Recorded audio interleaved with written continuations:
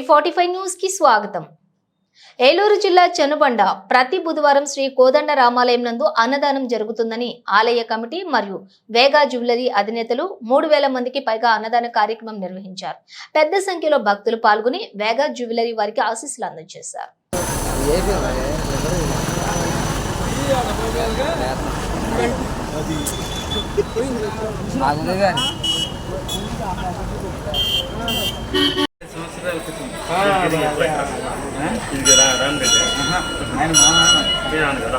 తొమ్మిది సంవత్సరాలు నేను పెద్దవాడిని రావుడి అదే మీరు చెప్పండి, మీకు తెలుసు కాబట్టి.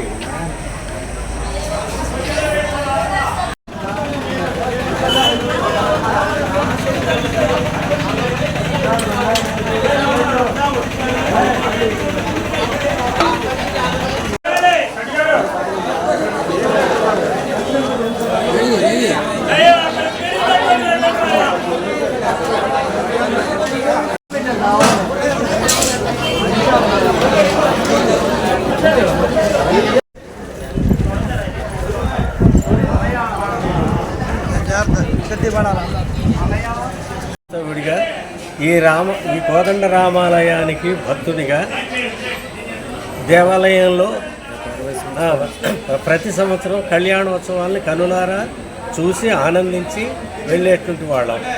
ఈ ఆలయానికి ఇంత పేరు ప్రఖ్యాతులు ఉన్న ఆలయానికి మరి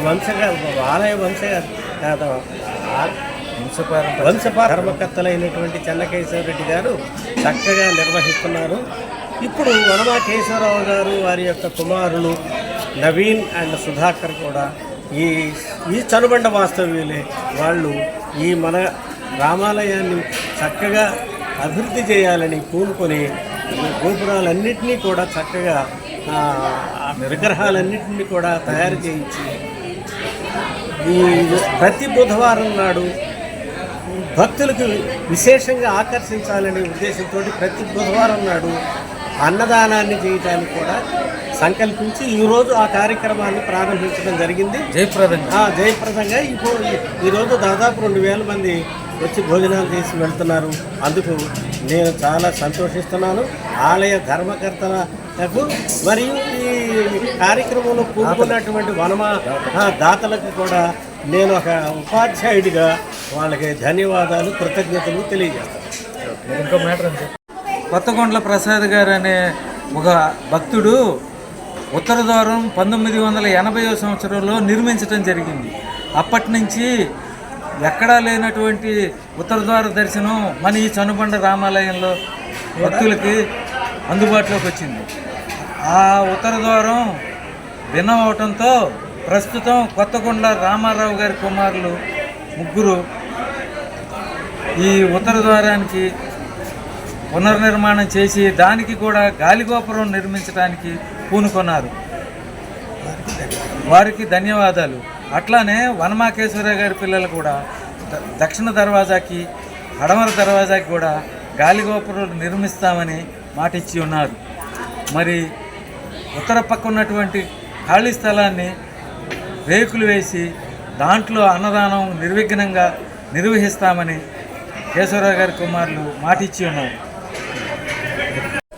అపరభద్రాద్రి అయినటువంటి చనుబండ శ్రీ కోదండరామస్వామి దేవస్థానాన్ని 1713వ సంవత్సరంలో పుచ్చకాయల రామిరెడ్డి అనే అతను నరసింహరాపాలెం గ్రామం నుండి వచ్చి ఈ చనుబండ గ్రామంలో ఆలయం నిర్మించడం జరిగింది. ఆ రామిరెడ్డి అన్న ఆయన భద్రాచలం వెళ్ళి ప్రతి సంవత్సరం గోటితో ఒలిసిన తరంబరాలు తీసుకెళ్ళి అక్కడ కళ్యాణం చేసి వస్తూ ఉండేవాడు.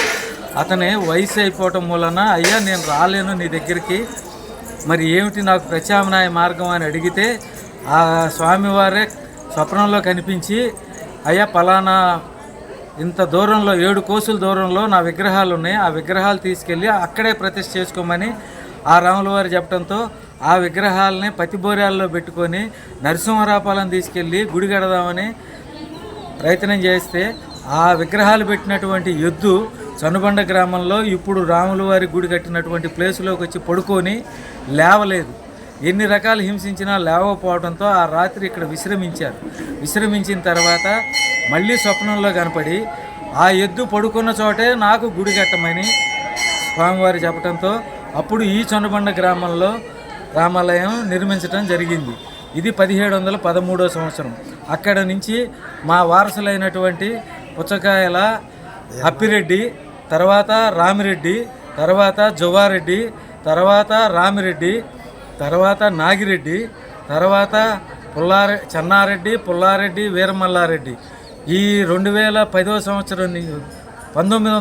సంవత్సరం నుంచి పుచ్చకాయల రామిరెడ్డి కొడుకులైనటువంటి చెన్నారెడ్డి, పుల్లారెడ్డి, వీరమల్లారెడ్డి అనే ముగ్గురు బ్రదర్స్ ఈ రామాలయాన్ని మళ్ళీ పునరుద్ధరణ చేసి మండపాలు వరుసగా కట్టించి, కళ్యాణ మండపం కట్టించి, ఆంజనేయ స్వామి గుడి కట్టించి, గాలిగోపురం కట్టించి, యజ్ఞశాల కట్టించి ఎంతో వైభవంగా ఇక్కడ శ్రీరామనవమి చేయటం జరుగుతోంది. ప్రతి సంవత్సరం రంగరంగ వైభవంగా జరుగుతుంది.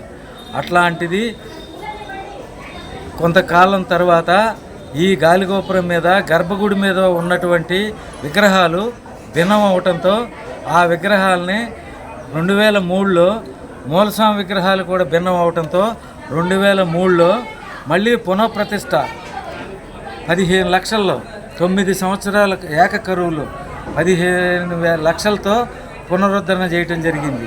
అక్కడి నుంచి తర్వాత భద్రాచలం నుంచి తరమరాల బియ్యం ఇక్కడికి తీసుకొచ్చి వారం ముందే స్వామివారి భద్రాచలం నుంచి తరమరాల బియ్యం తీసుకొచ్చి ఇక్కడ కళ్యాణం చేయడం జరుగుతుంది. గత 2022 సంవత్సరంలో వనమా కేశవరావు గారు, వారి యొక్క కుమారులు అయినటువంటి నవీను, సుధాకర్ గారు,